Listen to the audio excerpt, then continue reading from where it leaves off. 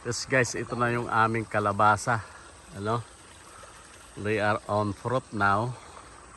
At sana abutan natin yung presyo. Ito si Alright, self-pollinate kasi bihira na po yung dito, yung bubuyog. So, mga kabayan, mga guys, huwag po nating patayin yung ating mga friendly insects, ano?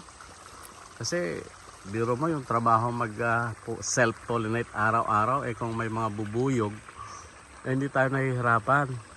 So sana yung mga gumagawa ng pesticides at insecticide ay sana yung mga nabubuyog naman ay hindi madadamay. Gagawa sila ng mga pesticides na hindi nadadamay yung mga bubuyog.